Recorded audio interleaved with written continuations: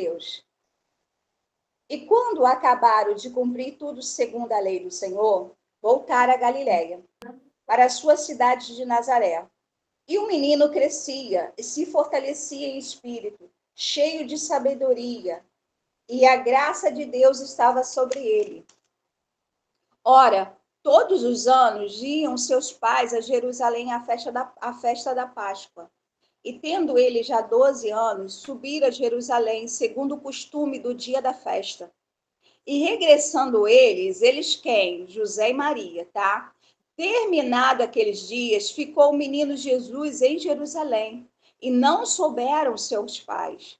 Pensando, porém, eles que viria de companhia pelo caminho, andaram caminho de um dia e procuraram entre os parentes e conhecidos.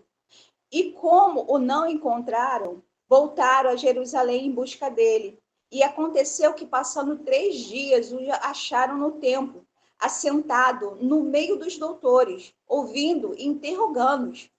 E todos que ouviam, admiravam sua inteligência e resposta. E quando viram, maravilharam.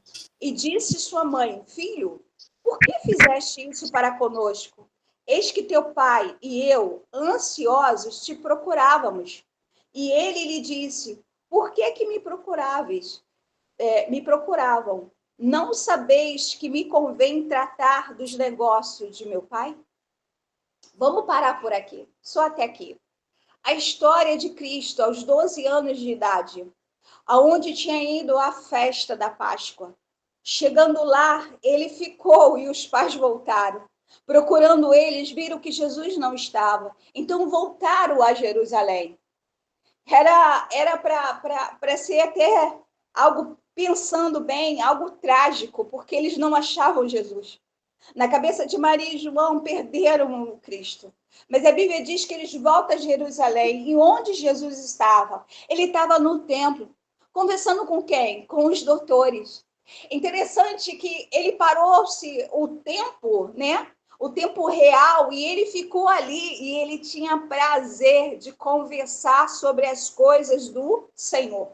E eu quero trazer essa palavra que não vai ser longa, mas eu quero trazer essa palavra que Jesus ele estava sendo fortalecido pela palavra. Jesus ele estava com prazer de estar no templo para conhecer, ouvir mais. E a Bíblia diz que ao mesmo tempo que ele ouvia, ele levava a palavra. Então eu tomei essa palavra ao meu coração e eu fiquei pensando quanto nós sabemos da palavra de Deus. O quanto nós nos colocamos a conhecer a palavra, a ter vontade de conhecer. Então, Jesus ele está nos explicando aqui que não era algo forçado. Eu, como pastor, eu não posso forçar ninguém. Eu não posso trabalhar em você dizendo, olha, se você não ler a Bíblia, você vai para o inferno. Olha, se você não ter conhecimento, você vai cair. Não. Eu tenho que trazer ao seu coração a vontade como Jesus tinha de estar no meio dos doutores, de conhecer a palavra. Quanto grau que você tem diante de Deus de conhecimento? Porque é bíblico. O que a Bíblia diz, né? O povo sofre pela falta de conhecimento. Então, nós podemos sofrer pela falta desse conhecimento que Jesus tem. E que Ele está nos ensinando a que nós venhamos ter também. Então, o que adianta a gente, porque muitas das vezes eu pergunto para as pessoas dizendo, vocês conhecem algo da Bíblia? Às vezes vão falar, não, eu conheço, Jesus, a palavra de Deus fala que Moisés abriu o mar vermelho, maravilha. Mas você tem profundidade de como foi aquele dia? Você tem profundidade de que Moisés tremeu diante do mar vermelho? Quem tem conhecimento sabe que Moisés parou de frente ao mar, olhou para Deus e falou, Senhor, o que eu faço agora? E Deus olha para ele e diz, Moisés, diga ao povo que marche. Ele está dizendo, Moisés, não tenha dúvida, Moisés já era para você ter feito. Então, conhecimento, quando a gente tem conhecimento, a gente tem profundidade com Deus. Então é necessário, não só uma escola bíblica, irmão. Todo primeiro domingo do mês, Eduardo está aqui ensinando a palavra do Senhor com vocês. Como eu aqui, né, toda semana te dando palavra, te levando, né, ao grau, né, aonde Deus quer que você seja revestido pela palavra, mas a palavra tem que estar contigo todos os dias, você tem que desejar ela como preciosidade para a tua vida. Então a Bíblia diz que Jesus está lá e ele tá interrogando, irmão. Impressionante o nosso Messias. Ele está interrogando os doutores. E ao mesmo tempo que ele interroga, ele leva a palavra para os doutores da lei. E ele está levando a palavra. E as pessoas que estão ali, né, os doutores da lei estão olhando para ele e estão dizendo assim, nossa, como pode um menino de 12 anos ter esse conhecimento? Irmão, você pode ser um adulto, pode já ter até uma idade até acima da minha, pode ser uma pessoa já, né, de 60, 70 anos. Mas aquele que não conheceu a palavra do Senhor é vazio. Vazio. Jesus só tem 12 anos e tinha um conhecimento, um fortalecimento, um crescimento espiritual muito maior do que qualquer outro que estava ali. E isso eu vou aprendendo com a palavra de Deus na minha vida, que eu preciso desse fortalecimento, desse crescimento espiritual. A Bíblia vai dizer isso, irmão. O que adianta você entrar na Bíblia e não levar ela a sério? Ela não pode ser esse livro só letras. Porque tudo que eu falo para as pessoas, quando eu vou orar, eu oro sobre a palavra. Quando eu vou falar, levantar uma pessoa, eu levanto pela palavra. É a palavra, a Bíblia. É um livro só? Não. Aqui é o poder de Deus, a graça de Cristo Jesus, tudo que ele fez. Se você for olhar no Novo Testamento e olhar para o Antigo, você vai ver a mesma coisa, só com personagens, pessoas diferentes.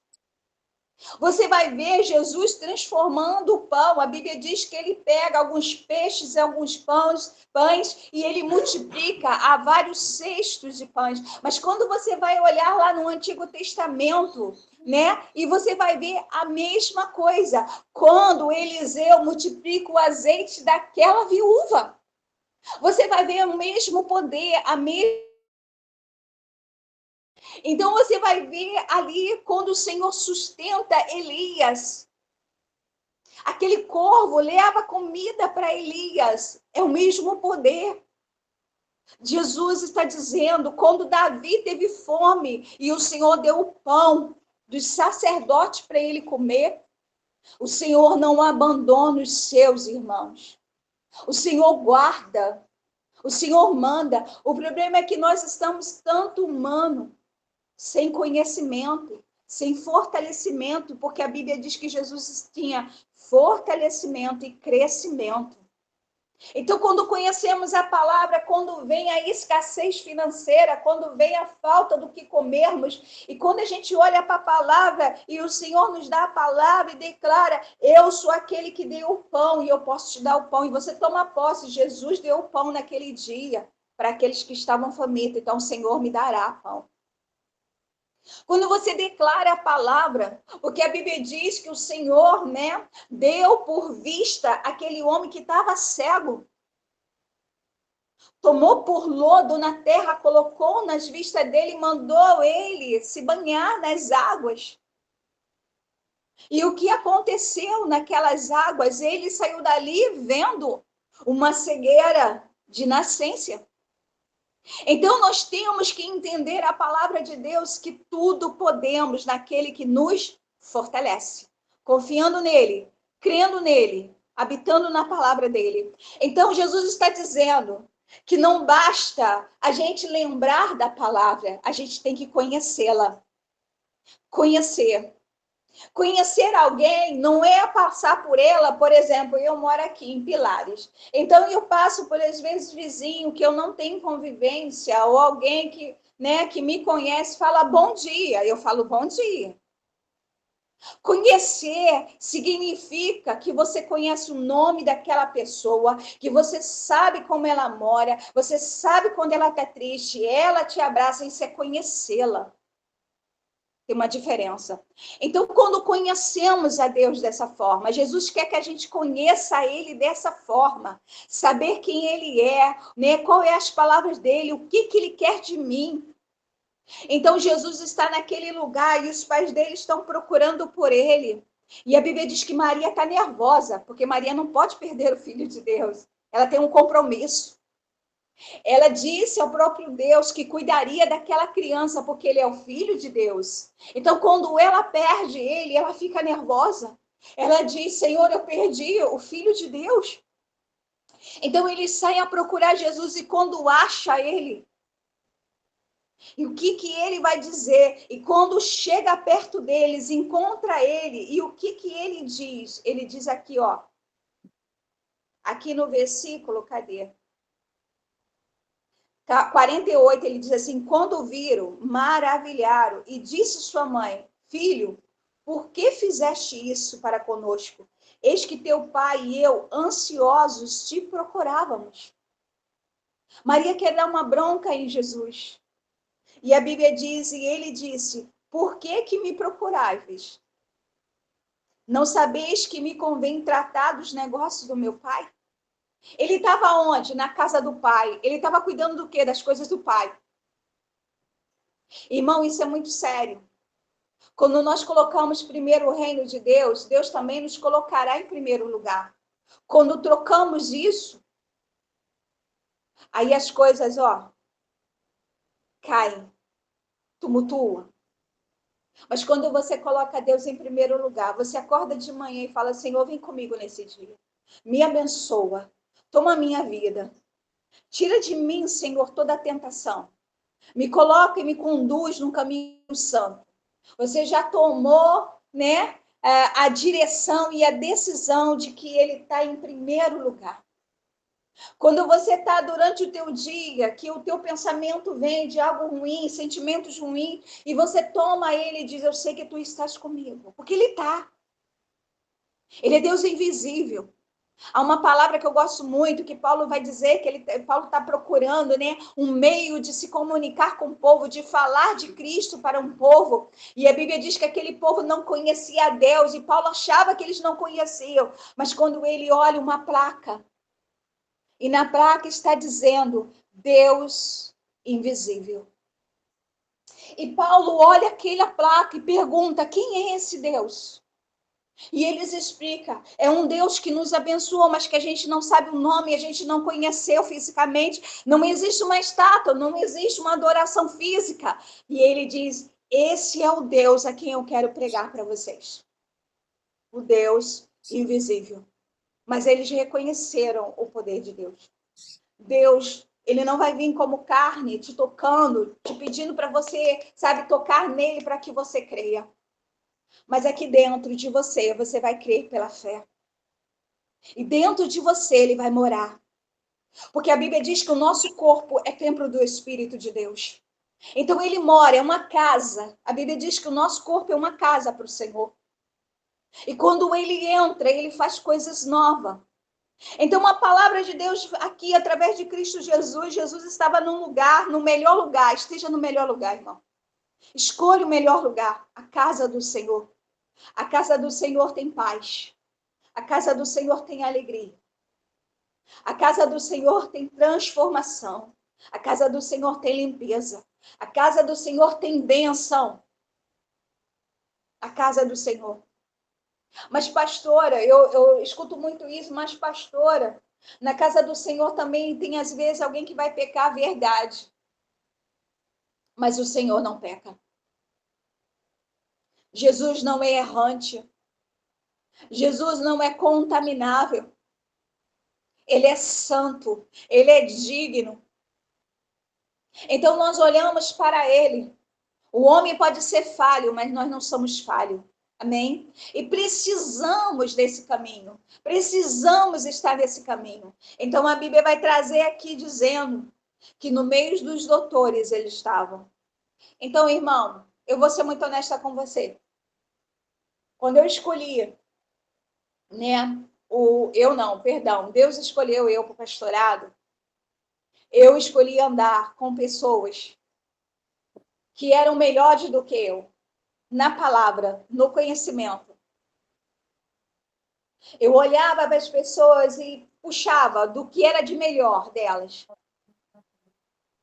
Porque se eu andasse com pessoas piores, menores, talvez eu ficasse ali parado. Mas eu procurei pessoas que fossem melhor.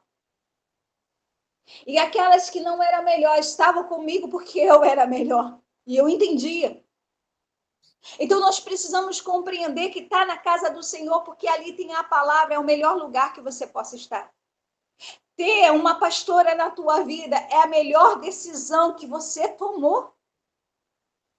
Porque é alguém que Deus escolheu nessa terra para ter poder. Imagine o tempo de Deus para comigo, pastora Vânia. Imagina. Eu acho que você nunca pensou nisso.